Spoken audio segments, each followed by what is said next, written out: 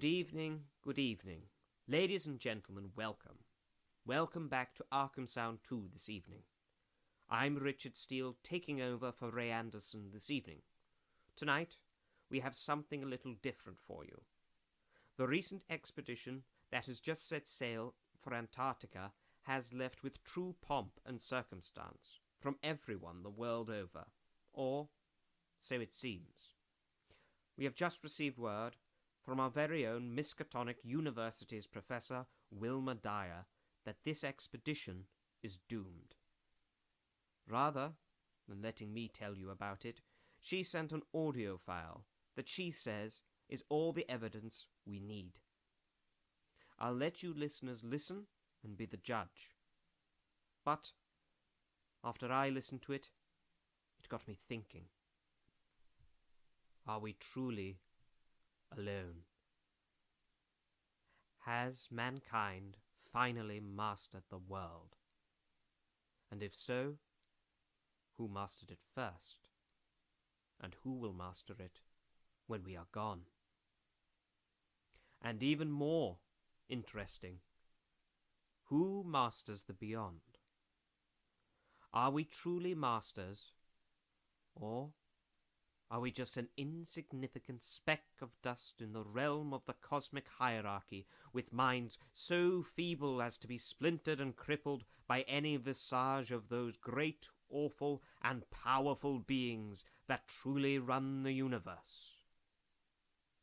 That, my listeners, is what we want you to think about tonight as you tune in. Now, enjoy and wonder.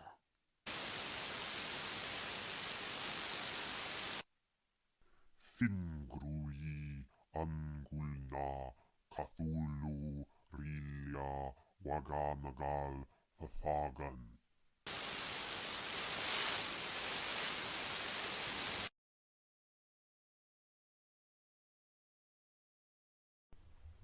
The most merciful thing in the world, I think, is the inability of the human mind to correlate all its contents. We live on a placid island of ignorance, in the midst of black seas of infinity, and it was not meant that we should voyage far. I am forced into speech because men of science have refused to follow my advice without knowing why. It is altogether against my will that I tell my reasons for opposing this contemplated invasion of the Antarctic, with its vast fossil hunt and its whole-scale boring and melting of the ancient ice caps. And I am the more reluctant because my warning may be in vain. Doubt of the real facts, as I must reveal them, is inevitable. Yet if I suppressed what will seem extravagant and incredible, there would be nothing left. The hitherto withheld photographs, both ordinary and aerial, will count in my favour, but they are damnably vivid and graphic.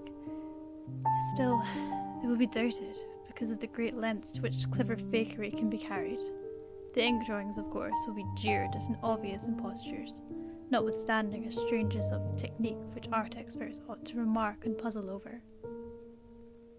In the end, I must rely on the judgment and standing of the few scientific leaders who have, on the one hand, sufficient independence of thought to weigh my data on its own hideously convincing merits, or in the light of certain primordial and highly baffling myth cycles, and on the other hand, sufficient influence to deter the exploring world in general from any rash and over-ambitious program in the region of those mountains of madness. It is an unfortunate fact that relatively obscure men like myself and my associates, connected only with a small university, have little chance of making an impression where matters of the wildly bizarre or highly controversial nature are concerned. It is further against us that we are not, in the strictest sense, specialists in the fields which came primarily to be concerned. As a geologist, my object in leading the Miskatonic University expedition was wholly that of securing deep-level specimens of rock and soil from various parts of the Antarctic continent, aided by the remarkable drill devised by Professor Frankie H. Pabodi of our engineering department. I had no wish to be a pioneer in any other field but this, but I did hope that the use of this new mechanical appliance at different points along previously explored paths would bring to light materials of a sort hitherto unreached by the ordinary methods of collection. The public knows of the Miskatonic expedition through our frequent wireless reports to the Arkham Advertiser and Associated Press, and through the later articles of Pabodie and myself. We consisted of 4 men from the university: Pabodie, Lake of the Biology Department, McT of the Physics Department, also meteorologist, and I representing geology, and having nominal command, along with Lake. Besides 16 assistants, 7 graduate students from Miskatonic, and 9 skilled mechanics. Of these 16, 12 were qualified airplane pilots, all but 2 of whom were competent wireless operators. 8 of them understood navigation with compass and sextant, as did Pabodie, Watkins, and I. In addition, of course, our 2 ships, wooden ex-whalers, reinforced for ice conditions and having auxiliary steam, were fully manned. As the newspapers told, we sailed from Boston Harbour on September the 2nd, 1930, taking a leisurely course down the coast and through the Panama Canal, and stopping at Samoa and Hobart, Tasmania, at which latter place we took on final supplies. None of our exploring party had ever been in the polar regions before. As we left the inhabited world behind, the sun sank lower and lower in the north, and stayed longer and longer above the horizon each day. The falling temperature bothered me considerably after our long voyage through the tropics, but I tried to brace up for the worst rigours to come. On many occasions, the curious atmospheric effects enchanted me vastly. These included a strikingly vivid mirage, the first I had ever seen, in which distant bergs became the battlements of unimaginable cosmic castles. On the morning of October 26th, a strong land blink appeared on the south, and before noon we all felt a thrill of excitement at beholding a vast, lofty, and snow-clad mountain chain, which opened out and covered the whole vista ahead. At last we'd encountered an outpost of the great unknown continent and its cryptic world of frozen death. I need not repeat what the newspapers have already published about our early work, of our ascent of Mount Erebus, our successful mineral borings at several points in Ross Island, and the singular speed with which Pabodie's apparatus accomplished them, even through solid rock layers. Our provisional test of the small ice-melting equipment, our perilous ascent of the Great Barrier with sledges and supplies, and our final assembling of 5 huge aeroplanes at the camp atop the barrier. The health of our land party, 20 men and 55 Alaskan sledge dogs, was remarkable, though of course we had so far encountered no really destructive temperatures or windstorms. Despite the almost unanimous account of appalling winds and tempests that poured down from the plateau, we determined to dispense with immediate bases, taking our chances in the interest of economy and probable efficiency. In certain of the sandstones, dynamited and chiselled after boring revealed their nature, we found some highly interesting fossil markings and fragments, notably ferns, seaweed, trilobites, crinoids, and such mollusks as linguli and gastropods, all of which seemed of real significance in connection with the region's primordial history. There was also a queer, triangular, striated marking, about a foot in greatest diameter, which Lake pieced together from 3 fragments of slate brought up from a deep blasted departure. These fragments came from a point to the westward, near the Queen Alexandra Range, and Lake, as a biologist, seemed to find their curious marking unusually puzzling and provocative, though to my geological eye it looked not unlike some of the ripple effects reasonably common in the sedimentary rocks, since slate is no more than a metamorphic formation into which a sedimentary stratum is pressed, and since the pressure itself produces odd distorting effects on any marking which may exist, I saw no reason for the extreme wonder over the striated depression. At length we resolved to carry out our original plan of flying 500 miles eastward with all 4 exploring planes, and establishing a fresh sub-base at a point which would probably be on the smaller continental division, as we mistakenly conceived it. Geological specimens obtained there would be desirable for purposes of comparison. Our health so far had remained excellent. The outside world knew, of course, of our programme, and was told also of Lake's strange and dogged insistence on a westward, or rather northwestward, prospecting trip before a radical shift to the new base. It seemed he had pondered a great deal, and with alarmingly radical daring, over that triangular, straighted marking in the slate, reading into it certain contradictions in nature and geological period, which whetted his curiosity to the utmost, and made him avid to sink more borings and blastings in the west-stretching formation, to which the exhumed fragments evidently belonged. He was strangely convinced that the marking was the print of some bulky, unknown, and radically unclassifiable organism of considerably advanced evolution, notwithstanding that the rock which bore it was of so vastly ancient a date, Cambrian, if not actually pre-Cambrian, as to preclude the probable existence not only of all highly evolved life, but of any life at all above the unicellular or at the most trilobite stage. These fragments, with their odd marking, must have been 500 million to 1,000 million years old.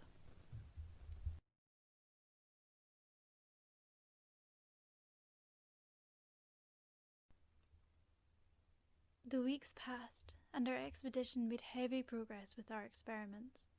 Popular imagination, I judge, responded actively to our wireless bulletins of Lake's start northwestward into regions never trodden by human foot or penetrated by human imagination, though we did not mention his wild hopes of revolutionizing the entire sciences of biology and geology. His preliminary sledging and boring journey of January the 11th to the 18th with Pobodi and 5 others, marred by the loss of 2 dogs in an upset when crossing one of the great pressure ridges in the ice, had brought up more and more of the archaean slates, and even I was interested by the singular profusion of evident fossil markings in that unbelievably ancient stratum. These markings, however, were of very primitive life forms, involving no great paradox except that any life forms should occur in rock is definitely Precambrian, as this seems to be. Hence, I still fail to see the good sense of Lake's demand for an interlude in our time-saving programme, an interlude requiring the use of all 4 planes, many men, and the whole of the expedition's mechanical apparatus.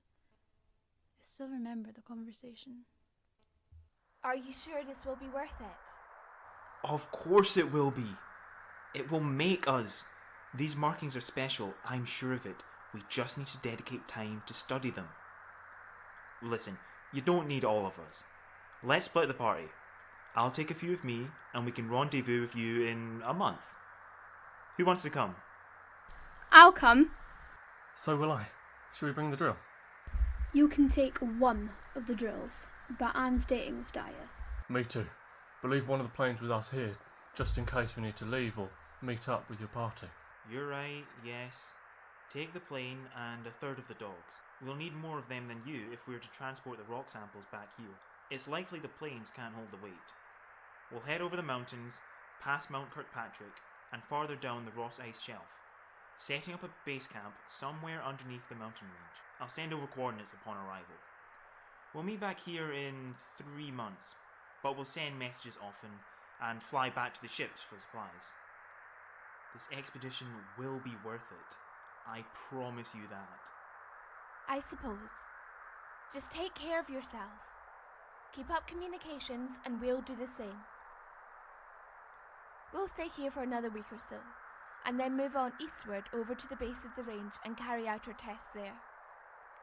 After that, we'll cross the mountains, and from there we shall see. Perfect. Also, I'm taking Gedney. She's a good kid, especially with maps.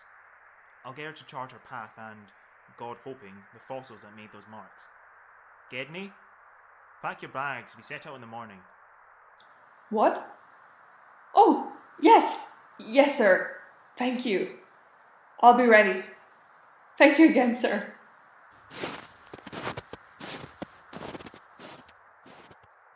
Calm down, kid, you'll melt the ice.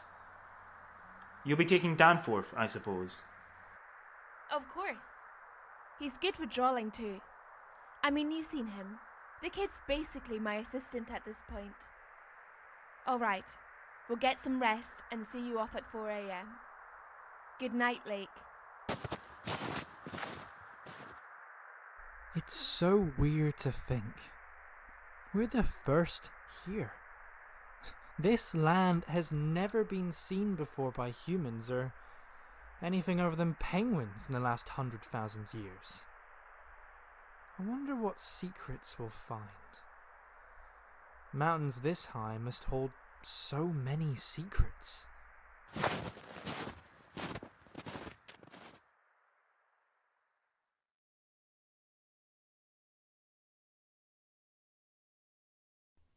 We got our first telegram from Lake only a few days later.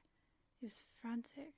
Apparently, beyond the Antarctic mountains, they discovered an even larger, more intimidating range. Dyer and Company. We found a new mountain range. It is incredible.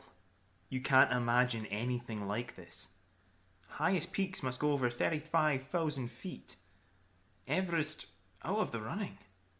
Watkins to work out height with theodolite, while Carol and I go up.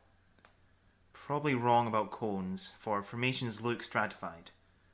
Possibly Precambrian slate with other strata mixed in. Odd skyline effects. Regular sections of cubes clinging to highest peaks.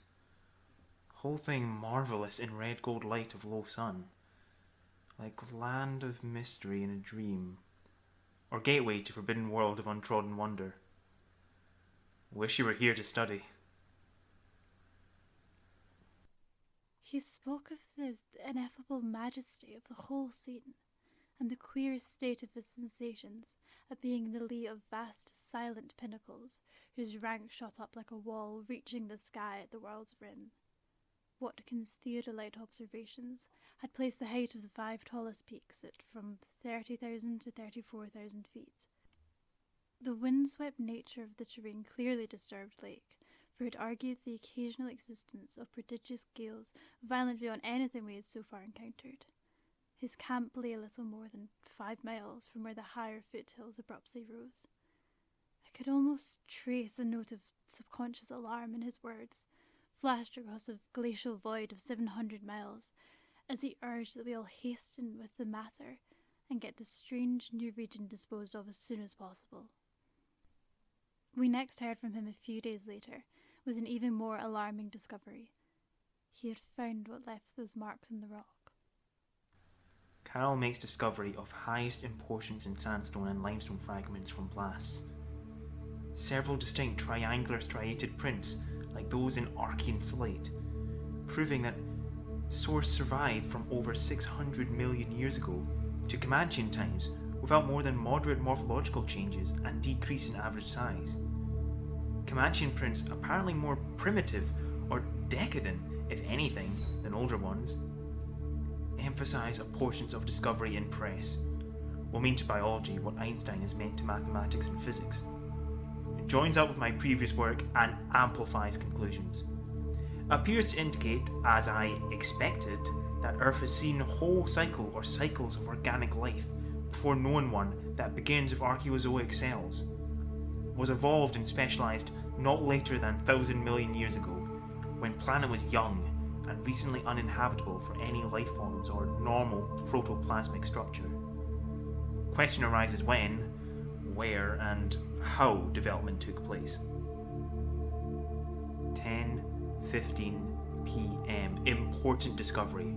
Orendorff and Watkins, working underground at 9:45 with light, found monstrous barrel-shaped fossil of wholly unknown nature. Probably vegetable, unless overgrown specimen of unknown marine radiata. Tissue evidently preserved by mineral salts. Tough as leather, but astonishing flexibility retained in places. Marks of broken off parts at ends and around sides.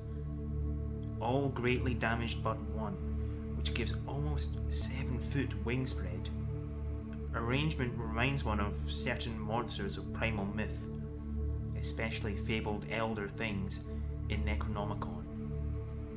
Can't decide whether vegetable or animal. Many features obviously of almost incredible primitiveness. Have set all hands cutting stalactites and looking for further specimens. Additional scarred bones found, but these must wait. Having trouble with dogs. They can't endure the new specimen and would probably tear it to pieces if we didn't keep it at a distance from them. Attention, Dyer, Peabody, Danforth, matter of transcendent importance. Arkham must relay to Kingsport Head Station at once. Strange bowel growth is the Archean thing that left prints in rocks. Mills, Baudreau and Fowler discover cluster of 13 more at underground point 40 feet from aperture, mixed with curiously rounded and configured soapstone fragments smaller than one previously found, star-shaped but no marks of breakage except at some of the points. Of organic specimens, 8 apparently perfect, with all appendages, have brought all to surface, leading off dogs to distance. They cannot stand the things. Give close attention to description and repeat back for accuracy. Papers must get this right. We'll dissect one as soon as time allows. Did you get all of that? Yes, sir. What should we do now? Send it, damn it! My brilliance can't wait. I want Dyer and the others here within a week.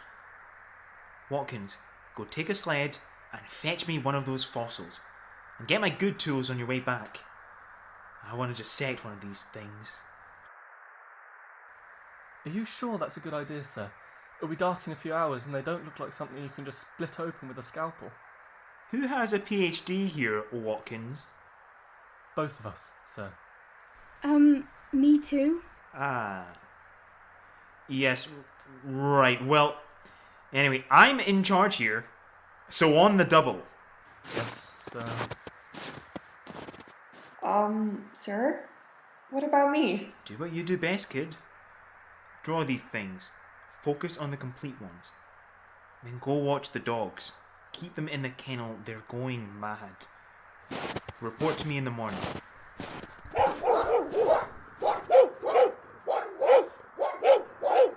The dogs keep barking.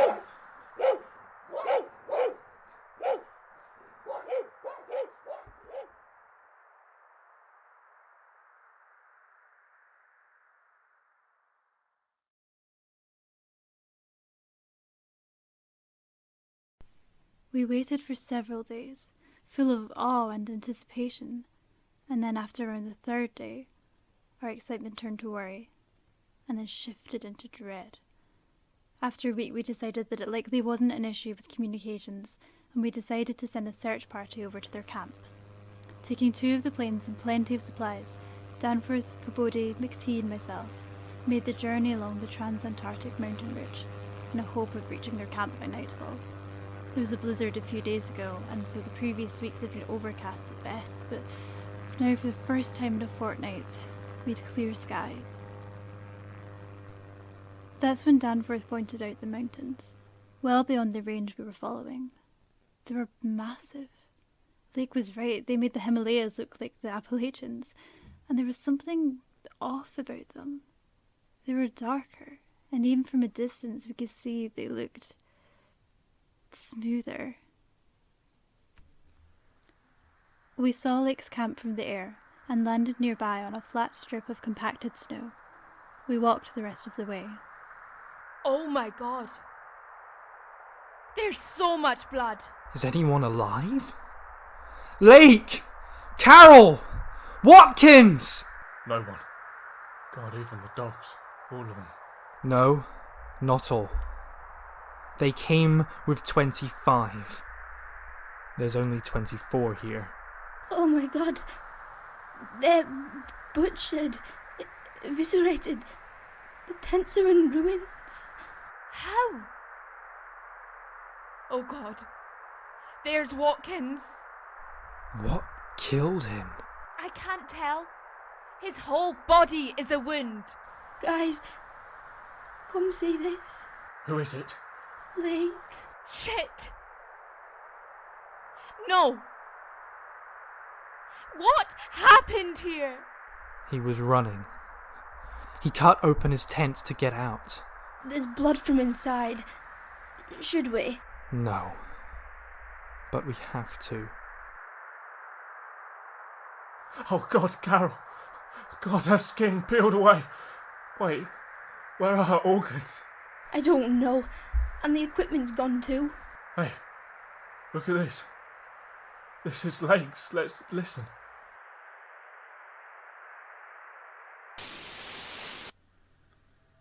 Lake's log.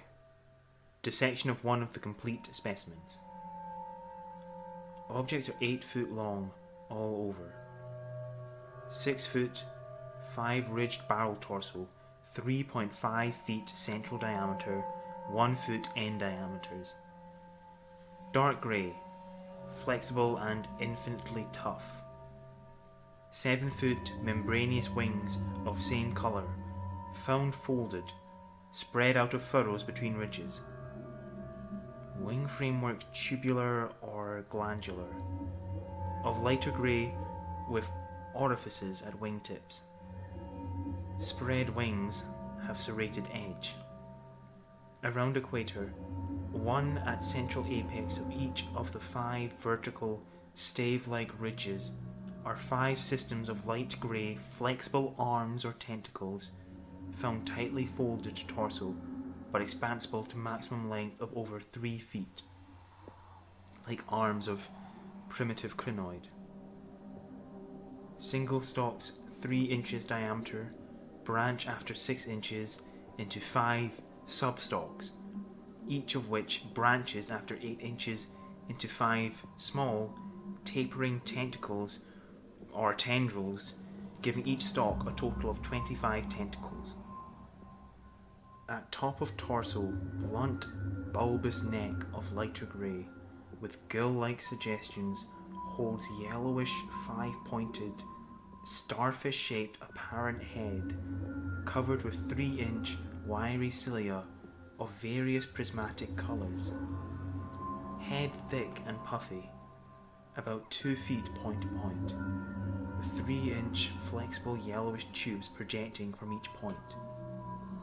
Slit in exact centre of top, probably breathing aperture.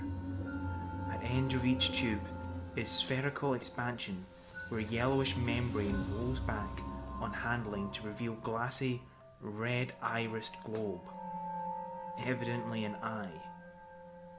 5 slightly longer reddish tubes start from the inner angles of starfish-shaped head and end in sac-like swellings of same colour, which upon pressure open to bell-shaped orifices 2 inches maximum diameter and lined with sharp, white, tooth-like projections.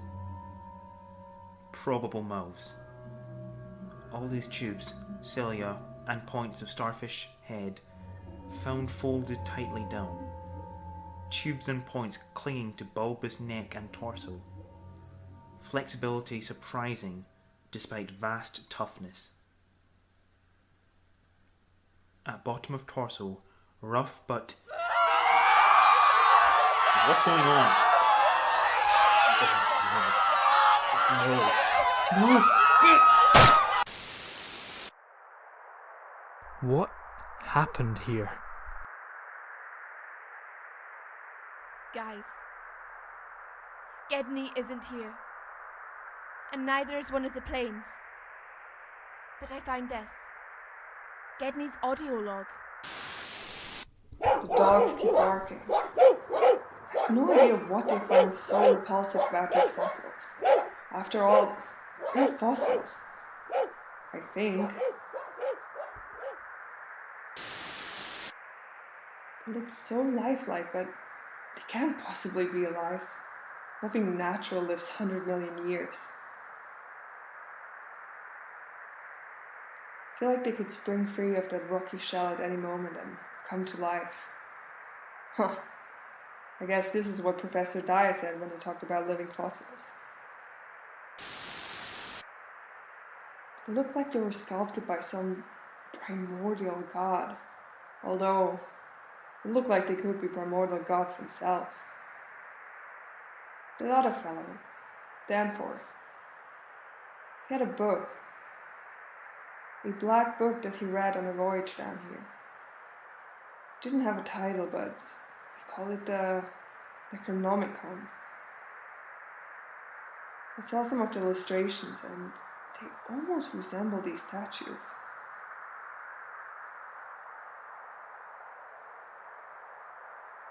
Professor Lake has been trying to dissect one of these things for hours. He seems convinced that they're real organisms, simply frozen due to the extreme low temperatures. It's getting colder. There's a cold front moving down the mountains. Still, I can't believe how tall those mountains are. How dark the rock is. It almost looks engineered. God, my head hurts.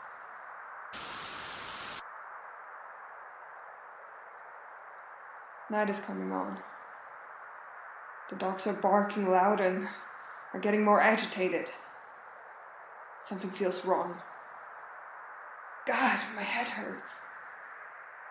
What's that voice? It's in my head.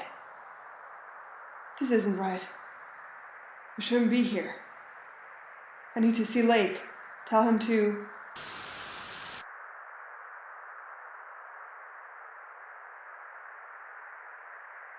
Do you think Gedney... I have no idea, but I don't know what else could have happened here. Do you think Gedney took the plane? It seems plausible, but wait, where are the complete fossils? I'll just see ruins.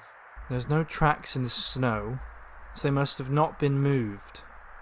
Could Gedney have smashed them? It seems likely. Some equipment and a dog are missing too.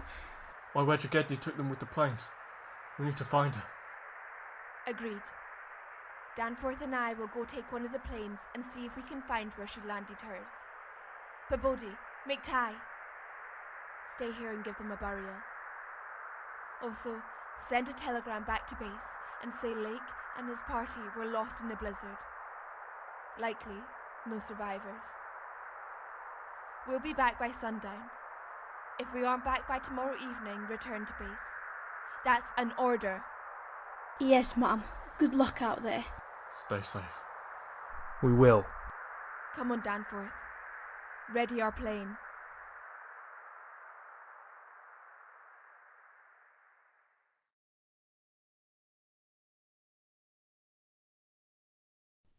It was still light out for another 6 hours or so, and so Danforth and I decided to ascend as high as we could to see if we could pick up a trace of the other plane, either in flight or landed.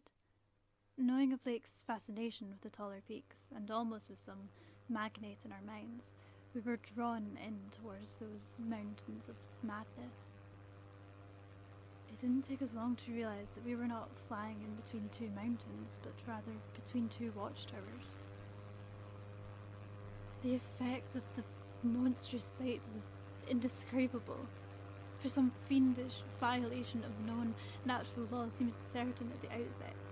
Here, on a hellishly ancient table, fully 20,000 feet high, and in a climate deadly to habitation since the pre-human age not less than 500,000 years ago, there stretched nearly to the vision's limit a tangle of orderly stone, which only the desperation of mental self-defense could possibly attribute to any but a conscious and artificial cause. We'd previously dismissed, so far as serious thought was concerned, any theory that the cubes and ramparts of the mountainsides were other than natural in origin.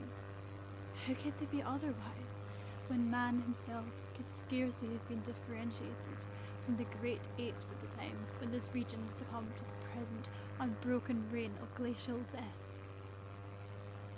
Only in the incredible, unhuman massiveness of these vast stone towers and ramparts had saved the frightful thing from utter annihilation in the hundreds of thousands, perhaps millions of years it had brooded there among the blasts of the bleak upland.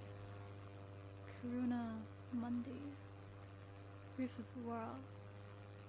All sorts of fantastic phrases sprang to our lips as we looked dizzily down at the unbelievable spectacle. I thought again of the eldritch primal myth that so persistently haunted me since my first sight of this dead Antarctic world, of the demonic plateau of Leng, of the Maigo or abominable snowmen of the Himalayas, or the Narcotic manuscripts with their pre-human implications, of the Cthulhu cult of the Necronomicon, and of the Hyperborean legends of the formless fhtagn, and the worse than formless starspawn associated with that semi-entity.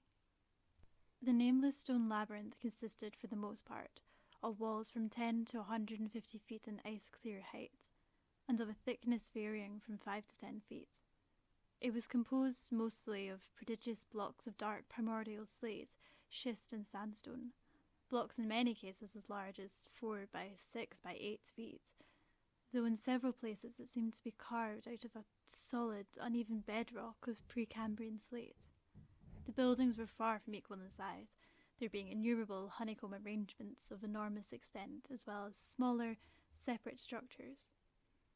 The general shape of these things tended to be conical, pyramidal, or terraced, though there were many perfect cylinders, perfect cubes, clusters of cubes, and other rectangular forms, and a peculiar sprinkling of angled edifices whose 5-pointed ground plan roughly suggested modern fortifications.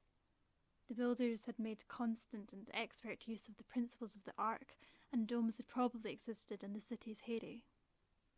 Flying over this vestige of a bygone and ancient age, we soon found, in what can only be described as a street, the disassembled wreckage of Gedney's plain.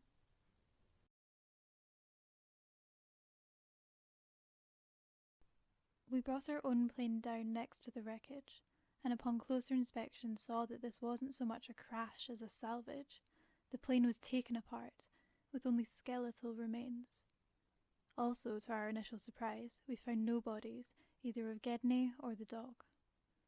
One thing that did stick out to us, however, were a series of scratch marks on the tail wing of the plane, but at that point it was solved in our minds as an unsolvable phenomenon of the weather, perhaps from the blizzard before. Looking around this vast and desolate metropolis, we see, a few meters from the wreckage, the opening of an archway that led into one of the buildings on a downward slope. Grabbing all of the paper, pens, lights, rope, and walkie-talkies we could, we made our way into the ruins.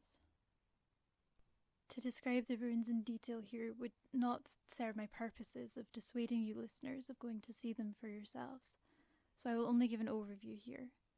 In time I plan to publish our findings in a more scientific paper, but I feel I must wait until Danforth recovers before that happens.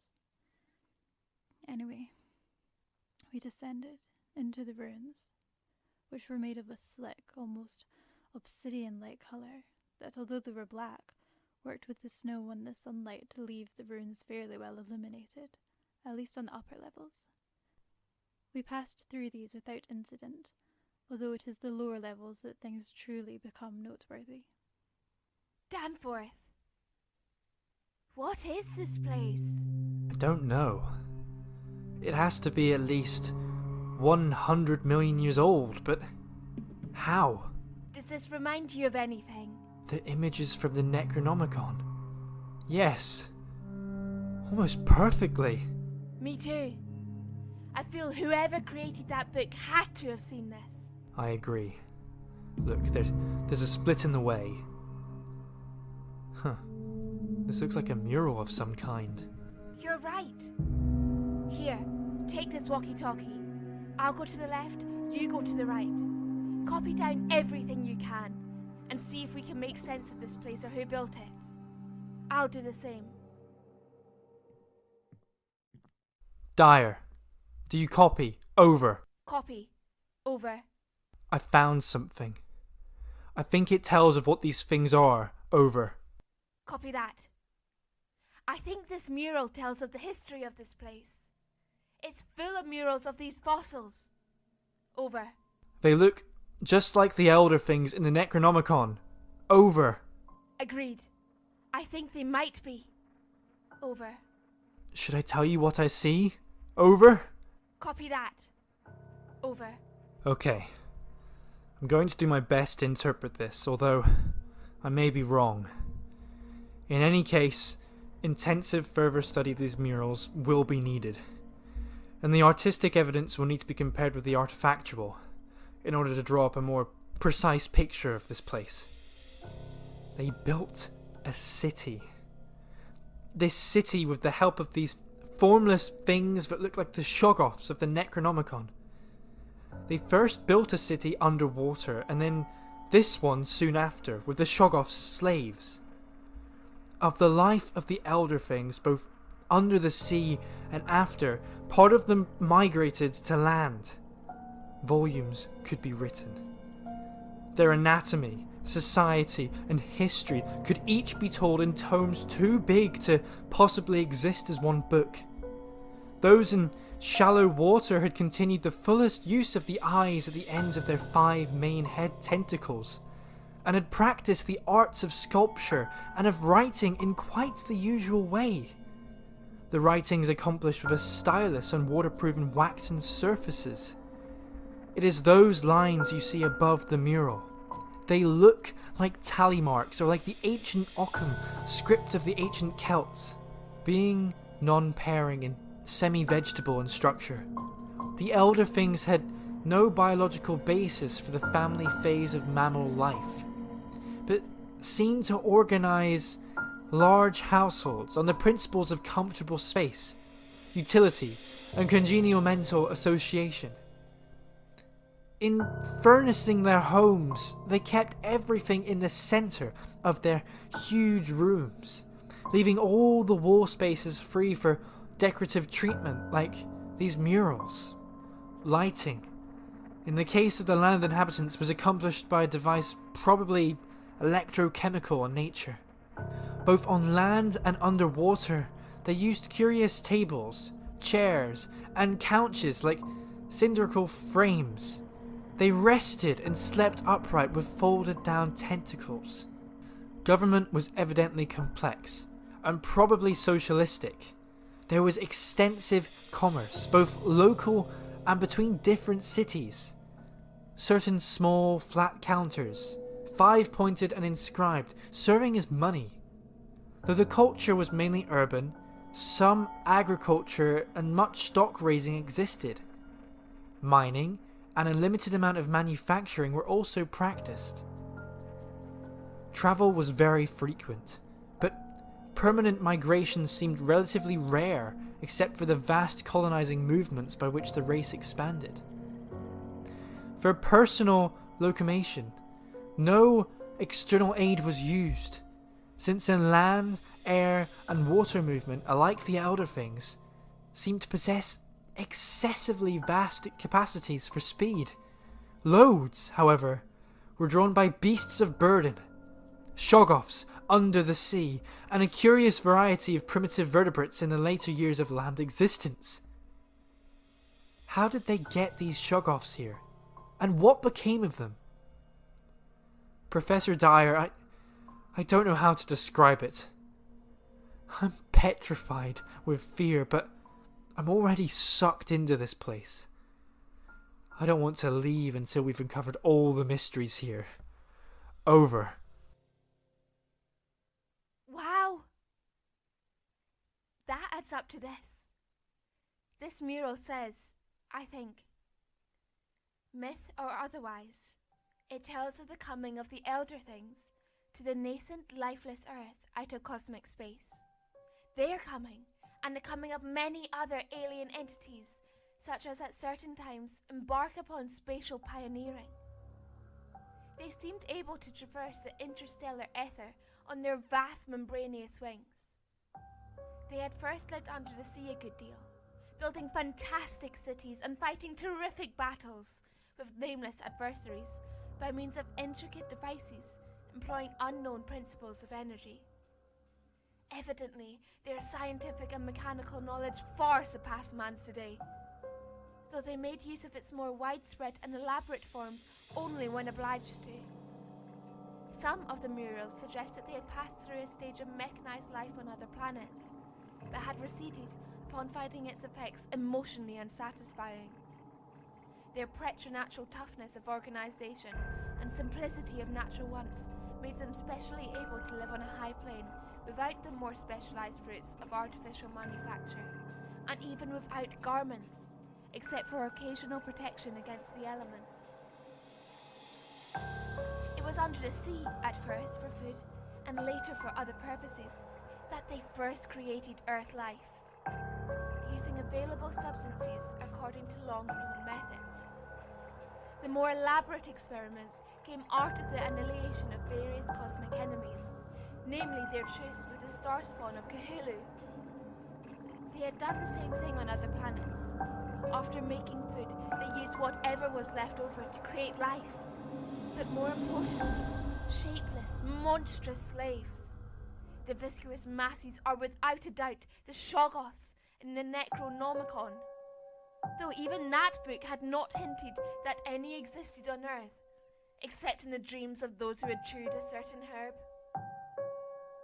When the star-headed elder things on this planet had synthesized their simple food forms and bred a good supply of Shoggoths, they allowed other cell groups to develop into forms of animal and vegetable life for sundry purposes, extirpating any whose presence became troublesome. With the aid of the Shoggoths, whose expansions could be made to live prodigious weights, the small low labyrinths of stone, not unlike those which later rose on land. Indeed, the highly adaptable elder things had lived much on land in other parts of the universe, and probably retained many traditions of land construction. The buildings of the city are likely no different to an uncountable number of cities stretched across the cosmos. This one, of course, is in ruins. After their decline, they left, but those that remained swore a vow to forever protect this place from any threats. The elder things killed Lake, not Gedney. She was fleeing. God. Do you think they caught her? I don't know. But I do know this. The Shoggoths rebelled, fighting their masters as well as fighting with the star spawn of Cthulhu, drove the elder things under the sea, or to remain above ground, but to take on a fossil-esque shape to protect their city. They didn't set out to murder Lake. It was self-defense. There's something else. Over. What is it? Over. The elder things feared something else. Beyond the city, there are taller mountains, and there's a pit inside. There's something in this pit that they fear. They won't go anywhere near it. Even the Shoggoths are afraid of it. Over. Does it have an illustration? Over. No. All that there is this line, repeating and repeating of what looks like a speech bubble from both the Elder Things and the Shoggoths. mglw'nafh, Cthulhu R'lyeh, fhtagn. Over. That's from the Necronomicon. Any idea what it means? Over. Not a clue. Come this way. The path goes onward. Over. Hey. It goes this way? Yeah. Shall we? Yes. Let's go.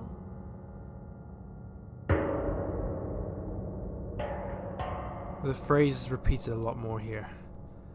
I have a bad feeling about this place. Me too. Something is wrong. Wait. There's blood behind that door.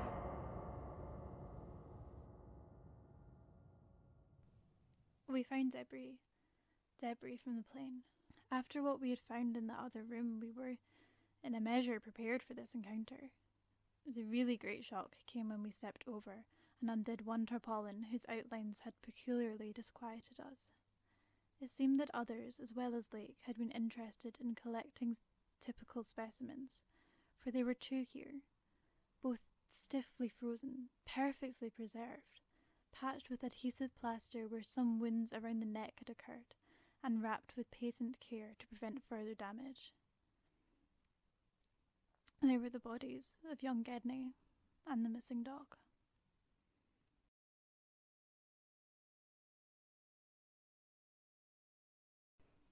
Many people will judge us callous as well as mad for thinking about the northward tunnel on the abyss so soon after our sombre discovery, and I am not prepared to say that we would have immediately revived such thoughts, but for a specific circumstance which broke in upon us and set up a whole new train of speculations. We had replaced the tarpaulin over poor Gedney, and were standing in a kind of mute bewilderment when the sounds finally reached our consciousness. The first sounds we had heard since descending out of the open where the mountain wind waned faintly from its unearthly heights. Well known and mundane though they were, their presence in this remote world of death was more unexpected and unnerving than any grotesque or fabulous tones could possibly have been, since they gave a fresh upsetting to all notions of cosmic harmony. Had it been some trace of that bizarre musical piping over a wide range which Lake's dissection report had led us to expect in those others, and which indeed our overwrought fancy had been reading into every wind howl we'd heard since coming into the camp horror, it would have had a kind of hellish congruity with the aeon-dead region around us. A voice from other epochs belongs in a graveyard of other epochs. As it was, however, the noise shattered all our profoundly seated adjustments, all our tacticked acceptance of the inner Antarctic as a waste of utterly and irrevocably void of every vestige of normal life as the sterile disk of the moon. What we heard was not the fabulous notes of any buried blasphemy of elder earth from whose supernatural toughness and age-denied polar sun had evoked a monstrous response. Instead, it was a thing so mockingly normal, and so unerringly familiarised by our sea days off Victoria Land and our camp days at McMurdo Sound, that we shuddered to think of it here, where such things ought not to be. To be brief, it was simply the ruckus squawking of a penguin. We followed the sound, deeper and deeper into the bowels of this alien city. A short while later the sound became louder and louder, and we started to realise that there must have been at least a dozen of these birds at the end of the tunnel that we traversed. Though when we found them, they were not at all what we expected. They were tall, at least our height, if not taller, and they were completely albino. They squawked, and then we soon realised that they had no eyes. They just aimlessly squawked and wandered through the corridor as if congregating at something at the further end. What are they looking at? I'm not sure. Let's go. Are those the elder things? Oh my god. They've been decapitated. Oh God, they were hacked apart. Yeah, they're slaughtered. Wait. Listen.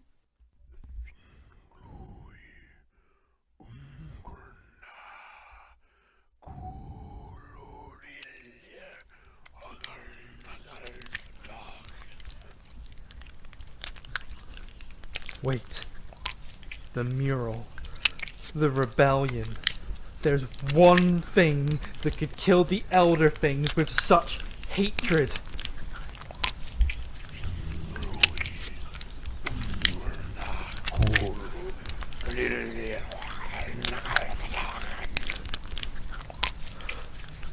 A Shoggoth! That's it!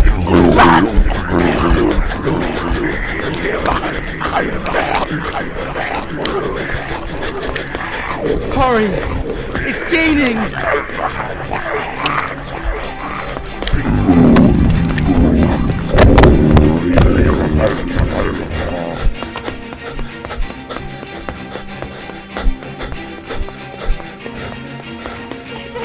I'll fly!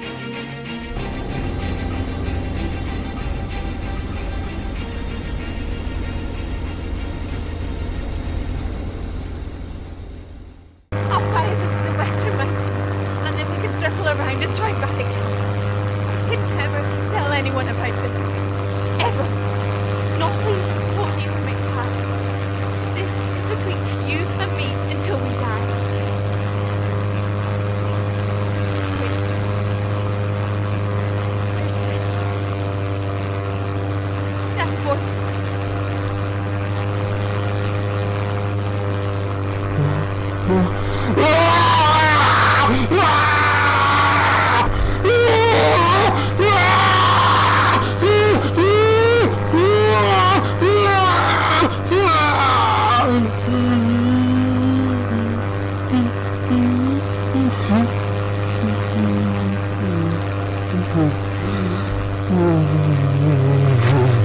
No one can ever know.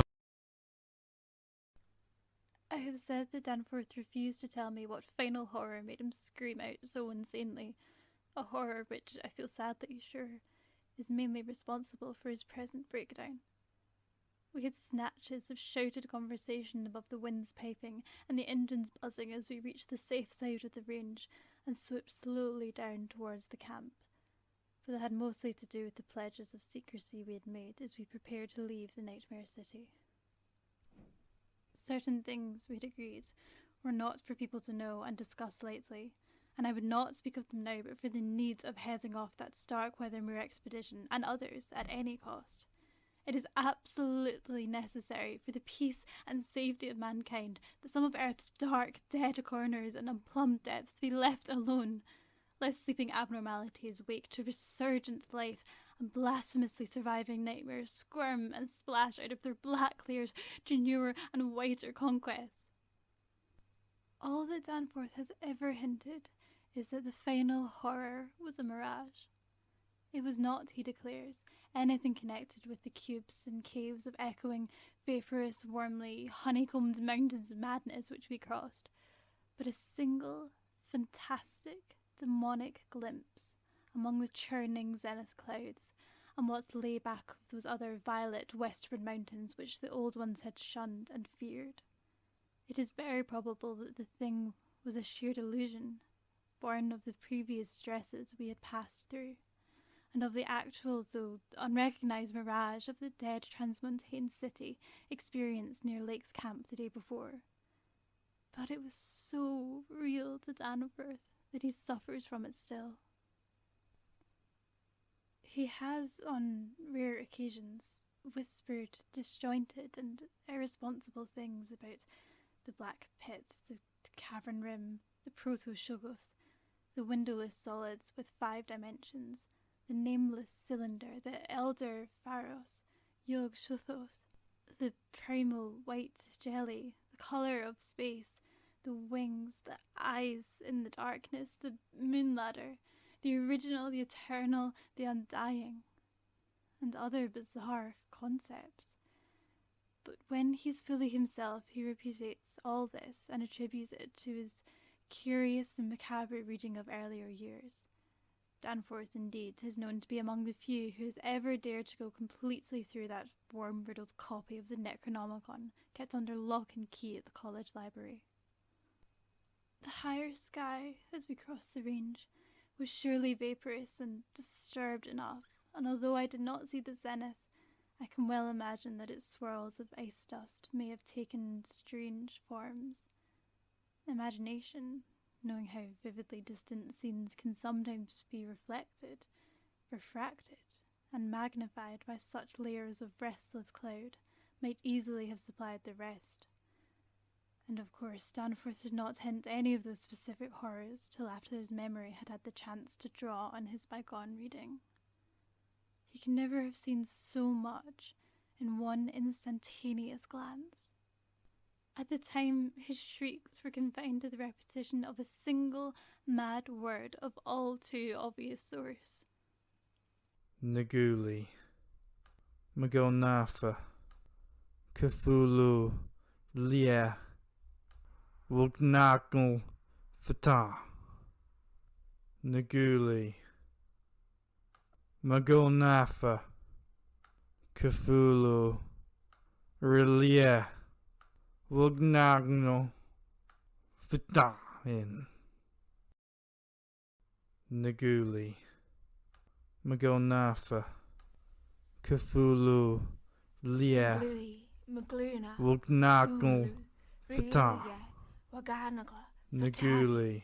Nguli, mglw'nafh, Cthulhu R'lyeh, wgah'nagl, fhtagn. Nguli, mglw'nafh, Cthulhu R'lyeh, wgah'nagl, fhtagn. Nguli, mglw'nafh, Cthulhu R'lyeh, wgah'nagl, fhtagn. Nguli, mglw'nafh, Cthulhu R'lyeh wgah'nagl fhtagn mglw'nafh Cthulhu R'lyeh wgah'nagl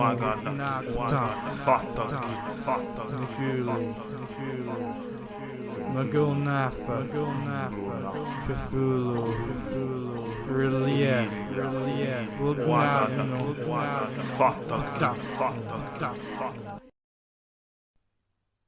In his house at R'lyeh, dead Cthulhu waits, dreaming.